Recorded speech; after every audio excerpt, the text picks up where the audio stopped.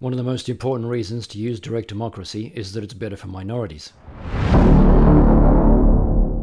Now let's talk about why direct democracy is better for minorities. The words direct democracy imply that everybody's represented, but they're not. In most democracies around the world, the members of government tend to be male, represent the dominant ethnicity in the region, and the wealthiest class of people in the population. Let's consider an example where there's a majority of 60%, and there are two minority groups that each represent 30% and 10%.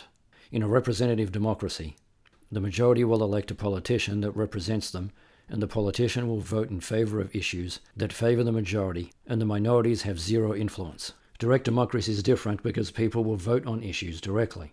So when an issue is ready for a public vote, instead of having one politician vote one way on behalf of everybody will have the ability to vote individually. Of course, the majority still have the ability to outvote the minority, but the important difference is that the minority have a seat at the table in a direct democracy, whereas in a representative democracy, they have nothing. In a direct democracy, minorities don't just get a seat at the table. The number of seats at the table is in direct proportion to the percentage of the population represented by the minority group.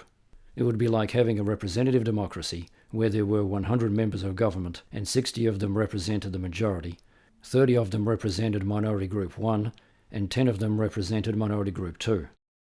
Regardless of the number of minority groups and the percentage of the population that each of them represent, direct democracy will always give them representation and influence that accurately matches their presence in the population. On the other hand, representative democracy gives them nothing. That's not just ineffective and unfair, it's a form of state-sponsored discrimination. Now, using the one direct democracy framework makes the situation even better for minorities, because they'll be able to identify problems, develop ideas for solving them, and then vote on whether to implement the best ideas. This is important because in a representative democracy, politicians don't just vote on your behalf, they also control what will be voted on and when.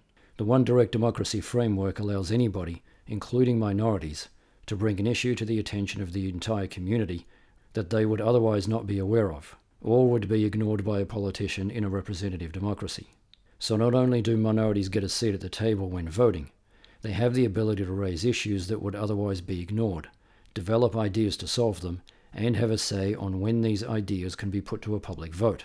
The reality is that we've reached a point in time where representative democracy no longer serves the will of the people, and technology can solve the problems that made direct democracy impractical. That's why I created One Direct Democracy. It's a movement for upgrading the global democratic system by taking the power away from politicians and putting it in the hands of the people by using direct democracy. I've created the technology and a plan for how to make it work.